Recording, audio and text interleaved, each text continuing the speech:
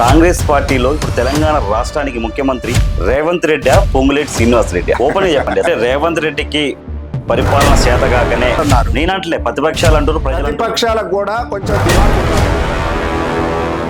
2.5 సంవత్సరాలకే మీరు ఎగిరెగిరిపడి మీరు ఇచ్చిన 6 గ్యారెంటీలు తీర్చలేదు అంటాను. మీరెవరు అసలు? మీరు ఇందిరమ్మ ఇల్లు ఎంతమందికి ఇచ్చారన్న? మీ నాయకులకు ఇచ్చారు, మీ కాంగ్రెస్ కార్యకర్తలకు ఇచ్చుకోరు. నా ఉద్దేశం కేటీఆర్ పంపించింది అనుకుంటాను మిమ్మల్ని. అన్న ఇప్పుడు టీఆర్ఎస్ పార్టీలో పోతే మా మహిళలు ఉన్నారు, మా తెలంగాణ రాష్ట్ర మహిళలు చీపురు కట్ట తీసుకొని కోరుతారు. అందుకన్నా వాళ్ళు అషామాషిగా మనం మాట్లాడకూడదు. మీరు ఒక సీనియర్ జర్నలిస్టు. తెలంగాణలో 1 కోటి మంది మహిళలు కోటేశ్వరం 100%. ఎంత రాసి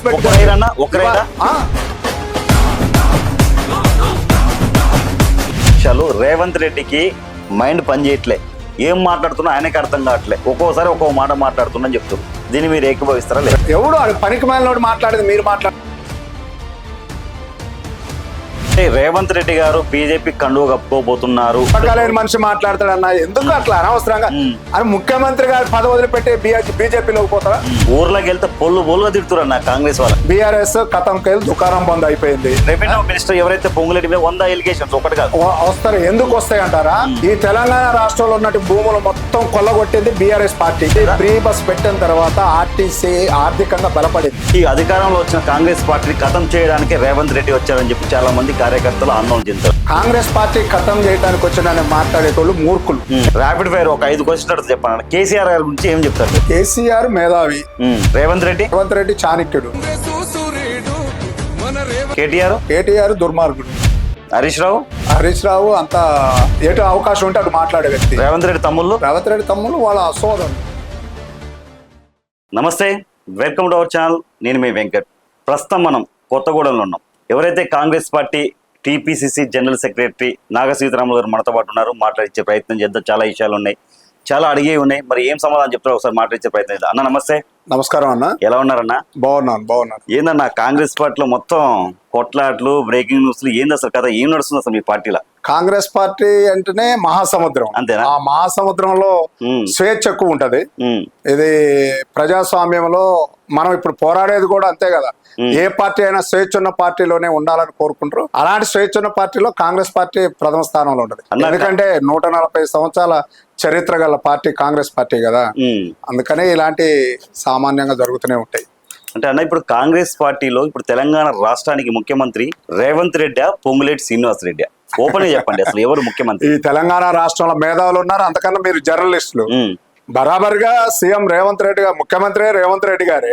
సరే, కొంతమంది కొన్ని రకాలుగా ఈ రాజకీయాల్లో ఏముంటదంటే ఎవరికి నచ్చని రీతిలో వాళ్ళు ఒక మాట్లాడితే కొన్ని ఫోకస్ అవుతామని కూడా కొన్ని మాట్లాడతారు. అంటే దాని గురించి కాదు. ముఖ్యమంత్రి అనేది మా ఏఐసిసి నుంచి ఒక ప్రతిపాదన చేసి పంపిస్తారు. దానిలో భాగంగా రేవంత్ రెడ్డి గారు ముఖ్యమంత్రి. కానీ మరి రేవంత్ రెడ్డి గారిని డామినేషన్ చేస్తారు కదా ఎవరైతే బట్టి విక్రమార్క గారు లేదంటే పొంగులేటి శ్రీనివాస్ రెడ్డి గారు. ఆఖరికి ముఖ్యమంత్రి చెప్తే కూడా ఈయన పరిస్థితి లేరు కదా. అట్లేం లేదు. మీకున్నది తప్పుడు సమాచారం కావచ్చు. తప్పనిసరిగా మాకున్న క్యాబినెట్ గానీ, మాకున్న ఎమ్మెల్యేలు గానీ, ఇక్కడ తెలంగాణ ప్రజాపాలన ప్రభుత్వమే మా రేవంత్ రెడ్డి గారి ఆధీనంలో ప్రశాంతంగా నడుస్తుంది. దాని ఎలాంటి మీరు అనుమానాలు పెట్టుకోవాల్సిన అవసరం లేదు. అన్న, గుండెమే చేసుకొని చెప్పండి, తెలంగాణ రాష్ట్రంలో ప్రజాపాలన నడుస్తుందా? మీరు గుండెమే చేసుకొని చెప్పండి. 100% నడుస్తుంది. ఎందుకు గుండెమే చేసుకొని కాదు, ఎక్కడ చేసుకొని అని చెప్తాం. అంతకుముందు 10 సంవత్సరాలు కేసీఆర్ బీఆర్ఎస్ పార్టీ ప్రజాపాలన ప్రభుత్వం కన్నా మంచిగా చేసిందని మీరు అనుకుంటారా ఏమన్నా? ఈ తెలంగాణ రాష్ట్రాన్ని విధ్వంసం చేసి విచ్ఛిన్నం చేసిన వాళ్ళని ఇప్పుడు మేము మా రాహుల్ గాంధీ గారు కామారెడ్డిలో ప్రకటించిన 6 గ్యారెంటీల్లో మేము దాదాపుగా 70% కంప్లీట్ చేస్తున్నాం. ఇంకా 2-3 ఉండొచ్చు, కాదనట్లే. వాటిని కూడా మాకు ప్రజలు తీర్పిచ్చారు కదా. 5 సంవత్సరాలు మీరు పరిపాలించమని ఇచ్చారు. ఇప్పుడు 2.5 సంవత్సరాలు అయింది, ఇంకా 2.5 సంవత్సరాలు ఉంది. తప్పనిసరిగా మా అధిష్టానం చెప్పిన రీతిలో మేము అట్లా అనుకుంటే ఇచ్చిన వాటికన్నా కూడా ఎక్కువ చేసినవి ఉన్నాయి. ఏంటంటే ఇప్పుడు ఎక్కడికో వద్దు, రైతుకు సంబంధించింది కింటాకి 500 రూపాయలు బోనస్ ఏ రైతునని అడగండి. ఇవాళ ఎకరానికి 10,000 రూపాయలు ప్రభుత్వం అది ఆ రోజు ఏమన్నా 6 గ్యారెంటీలు ఇచ్చిందా? ఇంకా అట్లా చెప్పుకుంటూ పోతే చాలా ఉన్నాయి. ఈ తెలంగాణ రాష్ట్రంలో కాంగ్రెస్ పార్టీ అధికారంలోకి వచ్చి ప్రజాపాలన వచ్చిన తర్వాత సామాన్య ప్రజలు, రైతులు, రైతు కూలీలు అందరూ ప్రశాంతంగా వారికి ఫలాలు అందటం వెనక ముందు కావచ్చు కొంతమందికి. దాంట్లో మేము అంటాం రైతు భరోసా గానీ, రైతు రుణమాఫీ గానీ ఇవన్నీ కూడా రైతులు చాలా హ్యాపీగా ఉన్నారు. ఇంకో విషయం చెప్పాలా, వీటిని కాంట్రవర్సీ చేసేది కూడా 10 మందిలో ఒకళ్ళు ఉంటారు. 9 మందికి మనం చేసినాం, ఆ ఒక్కడే దీన్ని ఆ ఒక్కళ్ళకి ఎందుకు కాలేదంటే టెక్నికల్ ఇష్యూల వలన దేని వలన కాలేదు. వాళ్ళు బయటకు వచ్చి ఈ ప్రతిపక్షాలు ఉన్న బీఆర్ఎస్, బీజేపీ వాళ్ళు చెప్తే మాట్లాడటం, కానీ రైతులు చాలా సంతోషంగా ఉన్నారు. వరి ధాన్యం కొనుగోలులో కానీ ఇంకొకటి కానీ చాలా సంతోషంగా రైతులు ఉన్నారు. అంటే రేవంత్ రెడ్డికి పరిపాలన చేతగాకనే గత ప్రభుత్వంలో అప్పులు చేస్తే ఆ వడ్డీలు కట్టడానికే డబ్బులు లేవని చెప్పి మాట్లాడుతారు. చేతగాకని మీరు అంటున్నారు, నేనంటలే ప్రతిపక్షాలు అంటారు. ప్రతిపక్షాలకు కూడా కొంచెం దిమాక్ ఉండాలి. 8 లక్షల కోట్లు అప్పు చేసిపోయిన బీఆర్ఎస్ పార్టీని ఎందుకు అడగలేదు? ఆ రోజు కేసీఆర్ని ఎందుకు అడగలేదు? బీఆర్ఎస్ పార్టీ అప్పు చేసిపోతే నెలకింతనే. ఇప్పుడు ఈ తెలంగాణ రాష్ట్రంలో ఉన్న మేధావులకు కూడా నేను విజ్ఞప్తి చేస్తున్నా, ఎవరో ఏదో మాట్లాడుతున్నారని కాదు. మేము ప్రజాపాలన అధికారంలోకి వచ్చిన తర్వాత ఆ అప్పులకు వడ్డీలు కట్టాలి కదా, జీతాలు ఇవ్వాలి కదా, ఇప్పుడు సంక్షేమ పథకాలు ఉన్నాయి వాటిని ముందుకు తీసుకుపోవాలి కదా. ఇప్పటి వరకు కూడా ఎక్కడి నుంచి ఏం తీసుకొస్తున్నారో ఏం చేస్తున్నారో మా ముఖ్యమంత్రి గారు కానీ మా క్యాబినెట్ మొత్తం కూడా ఇంత 18 గంటలు కష్టపడే మంత్రులు ఉన్నారు మా దాంట్లో.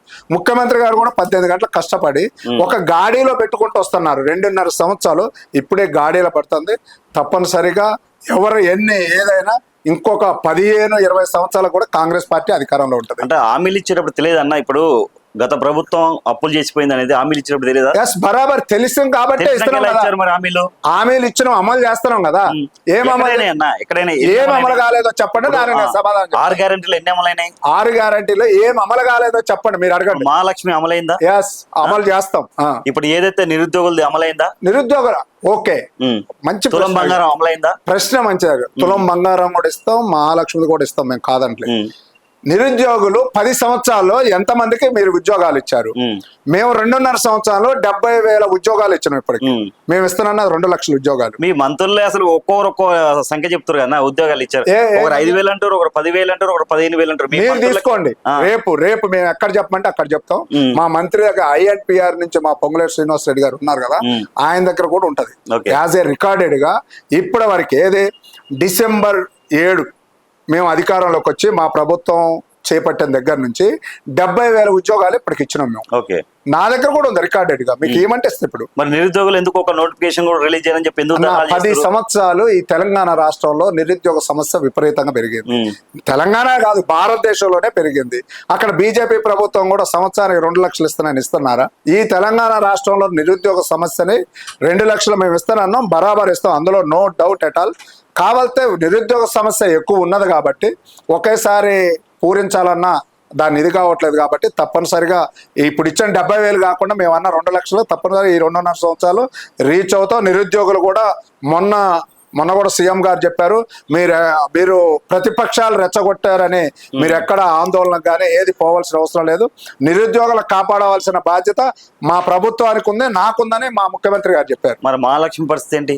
మహాలక్ష్మి పథకం కూడా ఇస్తాం తప్పనిసరిగా. నేను చెప్తున్నా ఇప్పుడు బరాబర్ ఈ వేదిక ముఖంగా చెప్తున్నా, తెలంగాణ రాష్ట్ర ప్రజలందరికి కూడా 100% చెప్పారు. మొన్న ముఖ్యమంత్రి గారు చెప్పారు కదా, మేము 6 గ్యారెంటీలు ఇవ్వాల్సిన వాటిలో కొన్ని ఇవ్వాల్సినవి ఉన్నాయి, వాటిని కూడా ఒక ఆర్థిక క్రమశిక్షణ అయిన తర్వాత, అంటే ఆర్థికంగా మనం ఒక లైన్లోకి వచ్చిన తర్వాత ఆ మిగతాయి కూడా పూరిస్తాం. అవకాశం ఉన్నంత వరకు ఇప్పటి వరకు చేసుకుంటూ వచ్చినాయి కూడా చేయాల్సినవి కూడా మా ప్రభుత్వం చేస్తుందని మా ముఖ్యమంత్రి గారు చెప్పారు. ఇప్పుడు ఏదైతే 22A తీసుకురావడం జరిగింది, దానివల్ల ఎవరికి లాభం అన్నా, ఎవరికి కట్టబెట్టాలని భూములు? 22A వల్ల ఎవరు నష్టపోతున్నారు రైతులు, వాళ్ళకి ఎవరికి కట్టబెట్టని కాదు. మీరు ఒక్కసారి భూ చట్టంలో ఇప్పుడు వచ్చిన భూభారత్లో మీరు చూడండి, 22లో ఏలో పడ్డది. మొన్న పొంగులేటి శ్రీనివాస్ రెడ్డి గారు కూడా క్లియర్ గా చేశారు, క్లియర్ గా చెప్పారు. 22A ఉన్న భూములు మొత్తం మీరు అప్లై చేసుకోండి, మీరు ఎవరు ఆందోళన. సీఎం గారు కూడా చెప్పారు, మీరెవరు ఆందోళన చెందాల్సిన అవసరం లేదు, మీ అందరికీ న్యాయం చేస్తాం, మా ప్రభుత్వం ఉన్నదే రైతు పక్షపాతి ప్రభుత్వం అని చెప్పారు. మీరు ఇప్పుడు తెలంగాణ రాష్ట్రంలో ఉన్న ప్రజలందరూ కూడా యాజ్ ఏ జనరల్ సెక్రటరీగా, యాజ్ ఏ కాంగ్రెస్ పార్టీ కార్యకర్తగా నేను కూడా చెప్తున్నాను, ఏదున్నా మా ప్రభుత్వం రైతు పక్షాన్ని నిలబట్టడానికి సిద్ధంగా ఉన్నది. ఎవరు ప్రతిపక్షాలు రెచ్చగొడితే రెచ్చిపోయి 22A గవర్నమెంట్ ఇది చేసింది, గవర్నమెంట్ 22A ఎక్కడ భూములు ఎక్కడ ఉన్నాయి, ఎప్పుడు పెట్టారు, ఎందుకు పెట్టారు అనేది మేధావులు ఆలోచించాలా. రైతులు కూడా ఇది ఏంటంటే ఒక ఫోబియాగా తీసుకుపోయి ఇదేదో కాంగ్రెస్ పార్టీ చేస్తుంది అనేది పెడుతున్నారు. 22A గురించి క్లుప్తంగా పొంగులేటి శ్రీనివాసరెడ్డి గారు 4 రోజుల కింద చెప్పారు. దానివల్ల ఇప్పుడు నష్టం లేదంటారా? 100% నష్టం లేదు. ఇప్పుడు 10 ఎకరాలు ఉన్న ఒక ఆసామి ఉండు భూమి, ఇప్పుడు ఎలా అంటే MRO కానీ ఎవరికైనా వెళ్తే రిజిస్ట్రేషన్ అవ్వాలంటే అన్ని లంచాలు, 5 ఎకరాలు ఉన్నాక నాకు 1 ఎకరం పెట్టు లేదంటే డబ్బులు ఇవ్వు, ఇలాంటి మీకు ఒక మాట చెప్పనా, తెలంగాణ రాష్ట్రంలో కాంగ్రెస్ ప్రభుత్వం వచ్చిన తర్వాత లంచగొండితనాన్ని అణిచివేయాలని ఎంతమంది ఏసీబీలుగా పట్టించారో మీరు చూస్తారు. రోజుకు 1-2 ఇప్పటికి కూడా చూస్తున్నారు. మేము కూడా ఈ వేదిక ముఖ్యంగా చెప్తున్నాం, మీరు రూప అడిగినా, మా కార్యకర్తలు రూప అడిగినా మీరు వెంటనే కాల్ ఇచ్చారు కదా, ప్రీ కాల్ చేయడానికి ఇచ్చారు కదా, మీరు వెంటనే కంప్లైంట్ చేయండి. ఇప్పుడు ఎవరైతే మీ మంత్రులు ఎమ్మెల్యేలు కానీ రేవంత్ రెడ్డి గారి మీద తిరుగుబాటు చేస్తున్నారు, అది తిరుగుబాటు రేవంత్ రెడ్డి అవసరం లేదు దింపేయండి అని డైరెక్ట్ ఎవరు చెప్పారు? ఏ మంత్రి చెప్పిండు, ఏ ఎమ్మెల్యే చెప్పిండు చెప్పండి. మా దాంట్లో నేను ఇందాక చెప్పిన రాజగోపాల్ రెడ్డి రాజగోపాల్ రెడ్డి ఏం చెప్తున్నారు, కాంగ్రెస్ పార్టీని మనం అందరం కాపాడుకుందాము. ఎప్పటినో 10 సంవత్సరాలు జెండా మోసి తెలంగాణ రాష్ట్రంలో కాంగ్రెస్ పార్టీ అధికారంలోకి రావడానికి కొంతమంది కష్టపడి ఉన్నారు, వాళ్ళందరినీ కాపాడుదాము, ఇంక 20 సంవత్సరాలు మన పార్టీని ముందుకు తీసుకుపోదామని చెప్తున్నారు. రాజగోపాల్ రెడ్డి క్లియర్ ఏం చెప్పారు, ఎవరైతే పార్టీ కోసం తెలంగాణ ఉద్యమంలో ఎవరు ఏమాత్రం తెలంగాణ జై తెలంగాణ అనే నాయకులు ఈ రోజు అధికారంలో ఉన్నారు, మంత్రులు అయ్యారు, చాలా బాగా అనిపిస్తుంది అని చెప్పారు. రేవంత్ రెడ్డి కానీ పొంగులేటి కానీ ఏ రోజు జై తెలంగాణ అన్నారా? ఎస్, ఇప్పుడు నేను ఒకటి చెప్పదలుచుకున్నా. టీపీసీసీ ప్రెసిడెంట్ గా 2017లో రేవంత్ రెడ్డి గారు వచ్చారు. అక్కడి నుంచి కూడా ఆయన గారు కూడా సరే కాంగ్రెస్ పార్టీ ఎంత అంటే ఇంతకు ముందు చెప్పి ఇప్పుడు చెప్తున్నా, స్వేచ్ఛ స్వాతంత్రం ఎక్కువ, ప్రజాస్వామ్యంలో ఉండాల్సింది కూడా మీకైనా ఇక్కడ స్వేచ్ఛగా ఉండబట్టే నా నేకొచ్చినైనా అడుగుతారు, మీకు ముందే ఈ రాయమని చెప్పి అడిగేయచ్చు. అట్లనే ఈ కాంగ్రెస్ పార్టీలో కూడా స్వేచ్ఛ ఎక్కువ.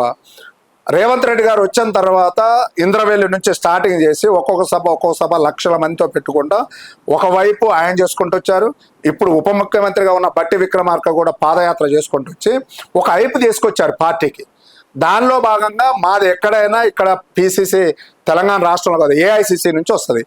ఏఐసిసిలో భాగంగా ఆ రోజు మనం బీఆర్ఎస్ని గద్దె దింపాలంటే ఏం చేయాలనే దాంతోనే మా ఏఐసిసి కూడా ఆ రోజు పొంగులేటి శ్రీనివాసరెడ్డి గారిని కానీ, తుమ్మల నాగేశ్వరరావు గారిని కానీ, వివేక్ గారిని కానీ ఇలాంటి కొంతమంది పార్టీలోకి వచ్చేటప్పుడు వాళ్ళతో మా ఏఐసిసి అధిష్టానం ఏం మాట్లాడిందో దాని ప్రకారం పోయారు, అంతేగాని ఎక్కడోళ్ళు డిసైడ్ చేసేది కాదు కదా.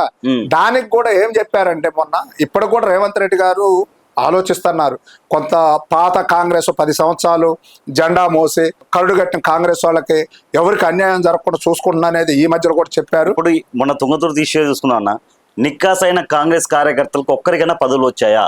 మందుల సామ్యాలతో పాటు వెనక నుంచి వచ్చిన బీఆర్ఎస్ నాయకులకు ఏదైనా నామినేటెడ్ పోస్టులు ఇస్తారని చెప్పి రాజగోపాల్ రెడ్డి కూడా మాట్లాడడం జరిగింది. దీంట్లో నేను మాట్లాడట్లేదు అనట్లేదు, తుంగతుర్తిలో ఏం జరిగింది, అక్కడ సామేల్ గారికి తెలుసు, రాజగోపాల్ రెడ్డి గారు జనరల్ సెక్రటరీ గా మీరు చెప్పండి, అక్కడ అన్యాయం జరగలేదా కాంగ్రెస్ కార్యకర్తలకి? అన్యాయం ఇక్కడ నేను ఇంకోటి కూడా చెప్తున్నా, అన్యాయం అనేది జరుగుతున్నది కొంతవరకు మా ప్రభుత్వం దృష్టిలో ఉంది, మా రేవంత్ రెడ్డి గారి దృష్టిలో ఉన్నది. దాన్ని ఎలా చేస్తారో ఏందనేది అధిష్టానం కూడా ఆలోచిస్తుంది. మీనాక్షి నటరాజన్ గారు వచ్చిన దగ్గర నుంచి కూడా ఇక ఇన్ని సంవత్సరాలు సీనియారిటీ ఉండే మండల ప్రెసిడెంట్లు, ఇన్ని సంవత్సరాలు సీనియారిటీ ఉండే జిల్లా అధ్యక్షులు, పాత వాళ్ళు 60% తీసుకోండి, మొన్న కూడా మండల కమిటీలో కూడా పాత వాళ్ళని 60% తీసుకోండి, కొత్త వాళ్ళు 40%. ఎందుకంటే ఈ తెలంగాణ రాష్ట్రంలో కాంగ్రెస్ పార్టీ అధికారంలో రావాలంటే అందరు కలవాలని కలిశారు. ఇప్పుడు ఆ ఎమ్మెల్యే గారితో వచ్చిన వాళ్ళు కూడా కొంతమంది ఉన్నారు కాబట్టి అక్కడ జరుగుతున్న పరిణామాలను బట్టి ఏం జరుగుతుందో దాని గురించి అక్కడ మాట్లాడవచ్చు. ప్రత్యేకంగా అయితే తెలంగాణ రాష్ట్రంలో కొంత ఇబ్బంది ఎవరు గత 10 సంవత్సరాల నుంచి ఫస్ట్ నుంచి కాంగ్రెస్ పార్టీలో ఉన్న వాళ్ళందరూ ఇబ్బంది పడుతున్నారు అనేది మా ముఖ్యమంత్రి గారికి కూడా తెలుసు, ఆయన గారికి కూడా తెలుసు.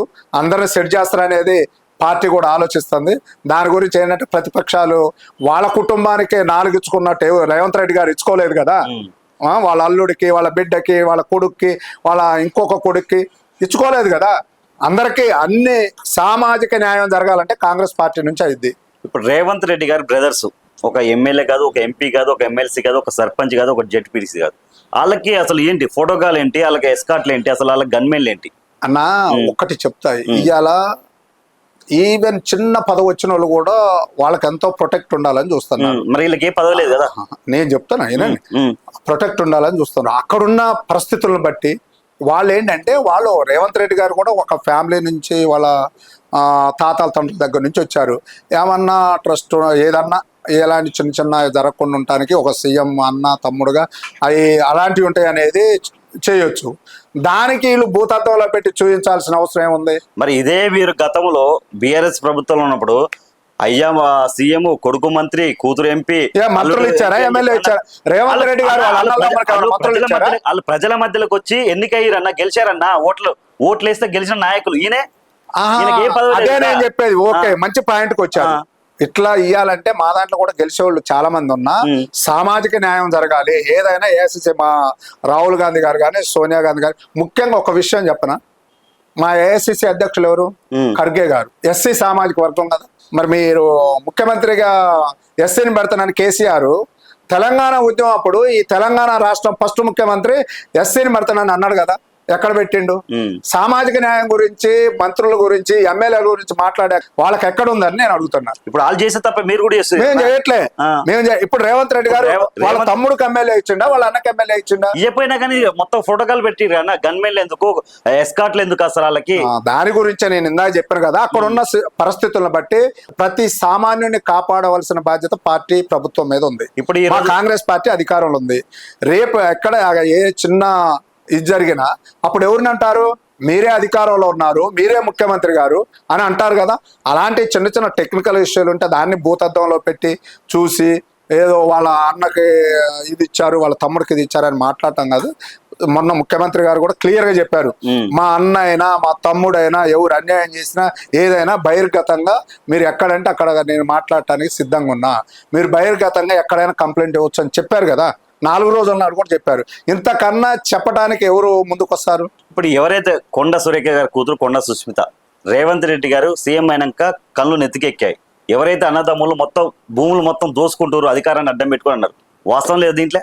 సరే, ఇప్పుడు అవి సుస్మిత గారు, కొండ సురేఖ గారు కూడా ఆమె కాంగ్రెస్ పార్టీ ఒక బీసీ నాయకురాలు, ఒక స్ట్రెచర్ ఉంది అక్కడ. కొండ మురళి గారు ఆ ఫ్యామిలీకి కూడా అక్కడ ఉంది. వాళ్ళ గురించి కూడా మనం తప్పు మాట్లాడారు. ఆ సుస్మిత గారు ఏ పరిస్థితుల్లో మాట్లాడారో, ఎందుకు మాట్లాడారు అనేది కూడా ఈ తెలంగాణ ప్రజలు అందరికీ మొన్న ఏదో సీఎం గారు అక్కడ సభ పెట్టి రావూరి ప్రకాష్ రెడ్డి గారు మళ్ళీ వచ్చే ఎమ్మెల్యే గారు అంటే అక్కడ చిన్న విషయం ఏంటంటే, అంతకు ముందు వీళ్ళు ఆ పరకాల కాన్స్టిట్యున్సీలో ఈ అమ్మాయి తిరిగి ఎమ్మెల్యే సీటుకి ప్రయత్నం చేసి అది రాని పరిస్థితుల్లో అక్కడ టెంప్ట్ అయి ఉండొచ్చు. అదే మా కుటుంబంలో చిన్న చిన్న తగాదాలు, వాటిని మీరు ఏదో ఇదిగా చేసి సరే. దానికి నిన్న మా మల్లు రవి గారు క్రమశిక్షణ కమిటీ చైర్మన్ గారి నుంచి కూడా లెటర్ పంపించారు. మా సురేఖ అక్క గారు కూడా దానికి ఇది ఇస్తారు. అంటే ఇప్పుడు సొంత బిడ్డని సొంత అన్న కుటుంబం నుంచి బయటికి పంపించండి, దానికి ఎవరు మాట్లాడట్లేదే. ఒక బీసీ నాయకురాలు సరే, ఒక స్వేచ్ఛ ఉన్నది కాబట్టి సరే ఏదో టెంప్ట్ అయింది, మాట్లాడింది, దానికి మేము సరిదిద్దుకుంటాం. దానికి మీరేమి ఎంటర్ కావాల్సిన అవసరం లేదు. ఆ బీఆర్ఎస్ బీజేపీ వాళ్ళు ఎంటర్ కావటం, కుటుంబంలో 2 అన్నదమ్ములు ఉంటేనే మనస్పర్ధలు వస్తాయి, 2 అక్క చెల్లెలు ఉంటే మనస్పర్ధలు వస్తాయి. దీన్ని అంతా ఇది చేయాల్సిన అవసరం లేదు. మాకు క్రమశిక్షణ కమిటీ ఒకటి ఉంటుంది, మాకు అధిష్టానం ఉంటుంది. తప్పనిసరిగా వాటిని మేము రేవంత్ రెడ్డితో పాటు ఒక పొంగులేట్ అని పొంగుతుంది, అది ఎన్ని రోజులు ఉంటుందని చెప్పి అది దాన్ని ఎక్కువ మాట్లాడుకున్నా వేస్ట్. నేను చెప్తాను కదా, అది ఏ పరిస్థితుల్లో మాట్లాడింది అనేది క్లారిఫికేషన్ కొండ సురేఖ అక్క ఇస్తారు. సీఎం గారు ఇప్పుడు టూర్ లో ఉన్నారు. దాన్ని అంతగా మనం ఇది చేయాల్సిన అవసరం లేదు. సరే, ఇప్పుడు ఏదైతే ఎలుగుమట్లలో చాలా మంది దగ్గర 400-500 ఇళ్లను కూలగొట్టడం జరిగింది. వాళ్ళందరికీ ఇచ్చిన దానికన్నా మంచి ప్లేస్ లో ఇళ్లు కట్టించిస్తామని పట్టాలు ఇచ్చాం. అంటే ఒకటే మీరు అర్థం చేసుకోండి, కాంగ్రెస్ ప్రభుత్వం వచ్చిన తర్వాత అన్యాయాల్ని, అక్రమాలని, ఈ డూప్లికేట్ చేసేటోళ్ళని, దందాలు చేసేటోళ్ళని వీళ్ళందరిని నిర్మూలించడానికి చేశారు. మీరు 450-500 అన్నారు కదా, రేపు మీతో పాటు నేను వస్తా, అందులో అర్హత కలిగిన వాళ్ళు ఎంతమందో చూడండి. అన్న మేము అక్కడికి వెళ్ళామన్నా, ఓకే మమ్మల్ని అరెస్ట్ చేశారన్న. నాకు తెలుసు, మిమ్మల్ని చేశారు, రఘుని చేశారు. ఎందుకంటే ప్రతిపక్షాలకు మీకు కూడా వ్యూస్ కావాలా, ఇది కావాలా, అది అయ్యో, కావాలి కదా. అన్నామంలా. నేను అనేది ఇంకోటి చెప్తున్నా, అందులో అర్హత కలిగిన వాళ్ళు ఎంతమంది ఉన్నారు ఇవాళ మీరు ఫైండ్ అవుట్ చేసి జెన్యున్ ఉంటే.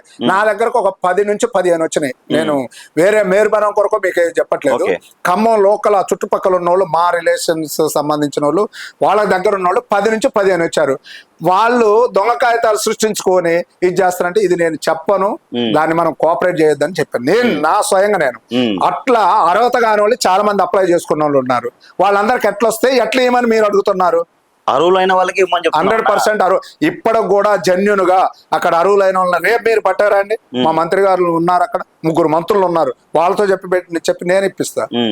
అర్హత లేని వాళ్ళకి వేయటానికి ప్రభుత్వం ఒప్పుకోదు. ఇప్పుడు మీ పర్సనల్ లైఫ్కి వస్తే, ఎందుకు నాగ సీతారామరావు గారికి ఒక బీసీ బిడ్డ అయినందుకే ఇప్పటి వరకు న్యాయం జరగలేదు? ఎందుకంటే 2 సార్లు 2018లో మీరు టికెట్ ఆశించారు, ఎమ్మెల్యేగా రాలేదు. 2023లో ఆశించారు. అంటే అదే ఒక అగ్రవర్ణ కులాలకు సంబంధించిన వ్యక్తి అయితే ఈ పాటికి మీరు ఎమ్మెల్యే అయ్యే వల్ల. 100% దీన్ని ఏకీభవిస్తా. కానీ మేము కాంగ్రెస్ పార్టీ ఫ్యామిలీ, మా తాత దగ్గర నుంచి మా తండ్రుల దగ్గర నుంచి మేము కాంగ్రెస్ పార్టీ వారియర్స్, సైనికులు. మా ఆశయం ఏంటంటే రాహుల్ గాంధీ గారిని ప్రధానమంత్రి చేయటమే. మాకు పదవులు వస్తాయి ఇక్కడ అని నేను ఆలోచించట్లేదు. ఆయన గారి దృష్టిలో ఉండి రేపు మాకు వచ్చే అవకాశం తప్పనిసరిగా 100% ఏంటంటే పార్టీ కొరకు ఒక క్రమశిక్షణతో, ఒక నియమ నిబంధనలతో కష్టపడే వ్యక్తుల్లో నేను ఒకడిని వస్తాను. మేము ఇప్పుడు నా ఆశయం కూడా రాహుల్ గాంధీ గారిని ప్రధానమంత్రిని చేయటమే మా ఆశయం. తప్పనిసరిగా ఈసారి డీలిమిటేషన్ ఉన్నది. ఇంకా కాంగ్రెస్ పార్టీ కూడా ఎవరు కష్టపడుతున్నారు, రేపు బీసీ వాదం కూడా పెరిగింది. ఇప్పుడు దాంట్లో నేను ఒక బీసీ నాయకుడిగా నాకు కూడా అవకాశం తప్పనిసరిగా మా పార్టీ ఇస్తుంది. ఎందుకంటే పోయినసారి ఏం జరిగిందంటే ఇక్కడ ప్రధానంగా కొత్తగూడెం ఏంటంటే సిపిఐ ఇండియా కూటమిలో భాగంగా వాళ్ళు అడిగిన ఒక్క సీటు మా ఎమ్మెల్యే సాంబశివ గారు కూడా స్టేట్ సెక్రటరీగా ఉన్నారు, ఆయన గారు ఇక్కడే ఉన్నారు. ఆ పరిస్థితుల్లో ఇక్కడ ఇవ్వాల్సి వచ్చింది. ఆయన గెలవడంలో కూడా మీరు చాలా కీలకమైన పాత్ర పోషించారు. అది సాంబశివరావు గారికి తెలియాలి, మా పార్టీకి తెలియాలి. ఇప్పుడు నేను కీలక పాత్ర వహించిన అనేది నేను ఎట్ చేస్తా. ఈ కొత్తగూడెంలో ఉన్న 105 పంచాయతీలు, మొన్న 7 పంచాయతీలు కార్పొరేషన్లు కలిసినాయి. దాంట్లో ఇప్పుడు 60 డివిజన్లు ఉన్నాయి. ప్రతి కార్యకర్తను అడిగితే కూడా సిపిఐ పార్టీలో సాంబశివరావు గారికి సీట్ వచ్చిన తర్వాత నాగ సీతారామరావు ఎంత పనిచేసింది అనేది సామాన్య కార్యకర్తను అడిగినా చెప్తాడు. మరి ఎందుకు కూనంనేని సాంబశివరావు గారి మీద ఎందుకు వ్యతిరేకత వచ్చింది? ఈ రోజు మేము గ్రౌండ్ రిపోర్ట్ చేసాం. ఎవరి మీద వ్యతిరేకత వచ్చింది? ఇప్పుడు ఇక్కడ ఎమ్మెల్యే, సిపిఐ ఎమ్మెల్యే మీద. అంటే సాంబశివరావు గారి మీద వ్యతిరేకత వచ్చింది నేను చెప్పలేను. ఇప్పుడు జనాలు చెప్తారు డైరెక్ట్ చెప్పినా ఏది చెప్పినా యాజ్ ఏ ఎమ్మెల్యే ఇక్కడ మా కూటమిలో భాగంగా మాకు ఎమ్మెల్యేనే. ఇప్పుడు ఇండియా కూటమిలో బాగా వాళ్ళు మేము అన్నదమ్ములు. ఇప్పుడు అన్నదమ్ములు మాట్లాడారు, అన్నదమ్ముల గురించి అంటే వ్యతిరేకత అంటే కొన్ని చెప్తాను కదా. ఇప్పుడు అధికారంలో 10 సంవత్సరాలు విధ్వంసం చేసిన తెలంగాణ రాష్ట్రాన్ని బాగు చేయాలంటే ఇప్పటికిప్పుడు అయిద్దా?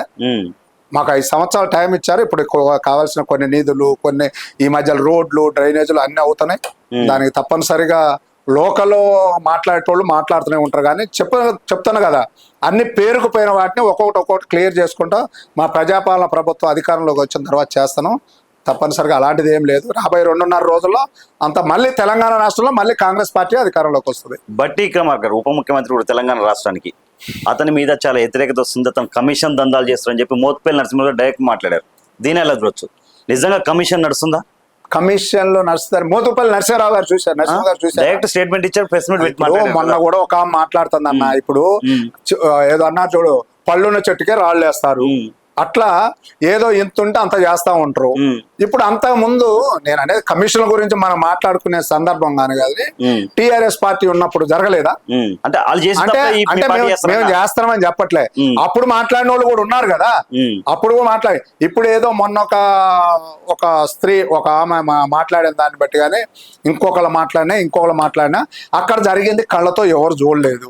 ఇది ప్రభుత్వం మీద ఎట్లా నిందలేయాలనేది ప్రతిపక్షాలు కొంతమందిని రెచ్చగొట్టి చేసే ప్రయత్నాలు అనేది నేను భావిస్తాను. అంటే దొరలైతే ఎలా ఉండేవాళ్ళో ఆ దురహంకారం అనేది బట్టి విక్రమార్కకు వచ్చిందని కూడా మాట్లాడుతున్నారు. తప్పు.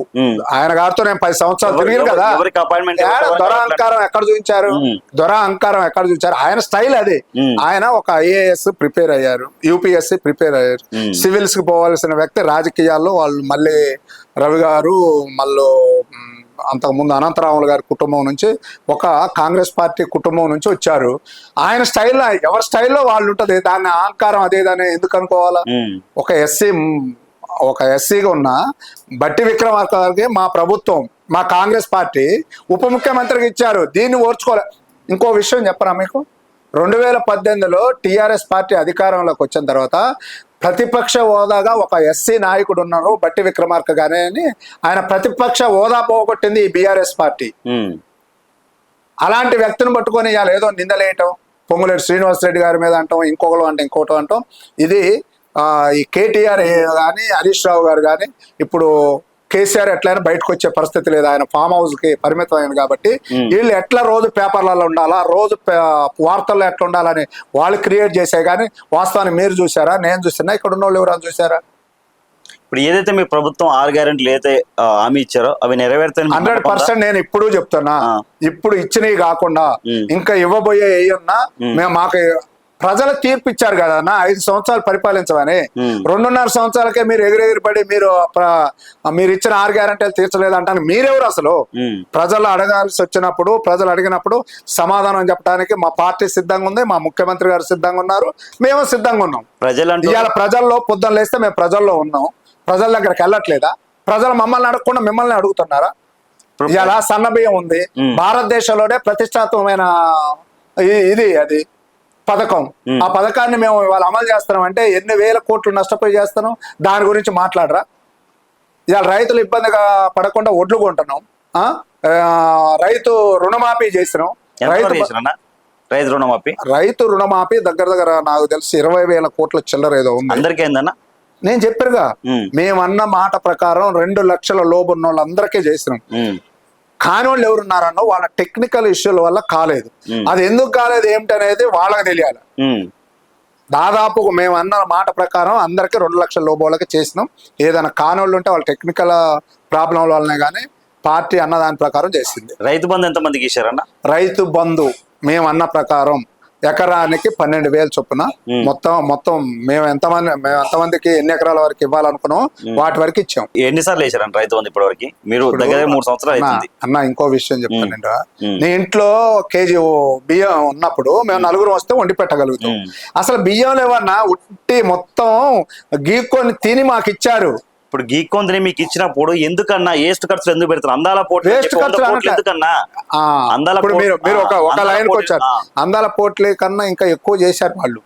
ఇవాళ కాంగ్రెస్ అది దేని కొరకే? అది దేని కొరకే? ఈ తెలంగాణ రాష్ట్రంలో పెట్టుబడులు అనేది ఇంకొకటి ప్రభుత్వ పార్టీకి మనం మాట్లాడుకుని ప్రభుత్వంలో కొన్ని ఉంటాయి నామ్స్, దాని ప్రకారమే. కానీ రేవంత్ రెడ్డి గారి ఇంట్లో తీసుకొచ్చి పెట్టుకున్నారా, లేకపోతే ఇంకా మా మంత్రుల ఇంట్లో తెచ్చి పెట్టుకున్నారా, లేకపోతే మా ఎమ్మెల్యేల ఇంట్లో? ఈ తెలంగాణ రాష్ట్రం వేదిక ముఖంగా పెట్టినాయి కదా. దానివల్ల ఏమన్నా మన రాష్ట్రానికి ఏమన్నా బెనిఫిట్ వచ్చిందన్న? బెనిఫిట్ వచ్చిందా రాలేదనేది ఈ తెలంగాణ రాష్ట్రంలో మేధావులు ఉంటారు కదా. నా ఇంటర్వ్యూ అయిపోయిన తర్వాత బయటకు వెళ్ళిన తర్వాత అడగండి, చెప్తారు. మీకు తెలిసినంత నేను చెప్తాను కదా, ఈ భారతదేశంలో ఒక అగ్రగ్రామ రాష్ట్రంగా నిలబడాలంటే కొన్ని ఉంటాయి. వాటి క్యాలిక్యులేషన్ ప్రకారం రేవంత్ రెడ్డి గారు తీసుకొచ్చారు. కానీ అందాల పోటీలు పెడితే రేవంత్ రెడ్డి గారికి ఏమైనా 1000 కోట్లు ఆయన ఇంటికి తీసుకెళ్ళిండా? ఇప్పటికీ నేను ఒకటి చెప్తున్నా, మా ముఖ్యమంత్రి గారు చెప్తున్నారు, నేను రూపాయి ఇంటికి తీసాపోను, నేను దందాలు కానీ చందాలు కానీ నేను ప్రోత్సహించను. నాకు కావాల్సింది ఏంటంటే ఈ తెలంగాణ రాష్ట్రాన్ని విద్యాపరంగా, వైద్యపరంగా ఒక భారతదేశంలో ఒక ప్రతిష్టాత్మక తెలంగాణ రాష్ట్రాన్ని నిలబెట్టాలని మా మంత్రిమండలి కానీ, మా సీఎం గారు కానీ కష్టపడుతున్నారు. దాన్ని తప్పనిసరిగా రాబోయే రోజుల్లో ఇప్పుడు మేము చెప్పుకుంటే మేము ఇచ్చేసినట్టు ఉంటుంది, మీరే తెలంగాణ ప్రజలే చూస్తారు. అన్న ఒక పార్టీలకు అతీతంగా అడుగుతున్నా, ఉచిత పథకాలు ఇస్తామని చెప్పే ప్రభుత్వాలు కానీ నాయకులు కానీ ఎందుకన్నా ఉచిత విద్యా వైద్యం ఎందుకు ఇవ్వలేకపోతారు? ఓకే, ఉచిత వైద్య మంచి పాయింట్ అడిగారు. నిన్న టిమ్స్ హైదరాబాద్ లో ఇది చేశారు కదా, ప్రారంభించడం. మీరు అనొచ్చు ఇంతకు ముందే అది మొదలుపెట్టారు. ఇంతకుముందే మొదలుపెట్టిన వాళ్ళు ఎందుకు కంప్లీట్ చేయలేదు? ఇంతకు ముందే మొదలుపెట్టిన వాళ్ళు ఆ వైద్యంలో కానీ విద్యలో కానీ యంగ్ ఇండియా స్కూల్స్ ఇట్లా మేము అధికారంలోకి వచ్చిన తర్వాత విద్యలో మార్పు వచ్చిందా, మార్పు రాలేదా? మీరు కాదు, బయట ఉన్న విద్యావేత్తలు ఉంటారు కదా, వాళ్ళని అడగండి. ఇప్పుడు ఏదైతే 27,000 స్కూల్స్ ఉన్న ప్రభుత్వ స్కూల్స్ ని 5,000కి కుదించడం జరిగింది. దీని ఓకే, నేను మంచి పాయింట్ అడిగారు. ఇప్పుడు మీరు అనేది ఇందాక పథకాలు ఎట్టిస్తున్నారు అన్నారు కదా, అక్కడ ఒక క్యాలిక్యులేషన్ ప్రకారం ఆ పరిధిలో ఉన్న స్కూళ్ళు. యంగ్ ఇండియా స్కూల్ అంటే ఇప్పుడు ఒక్కొక్క స్కూల్ని ఎంత ఖర్చు పెట్టి కడుతున్నారు.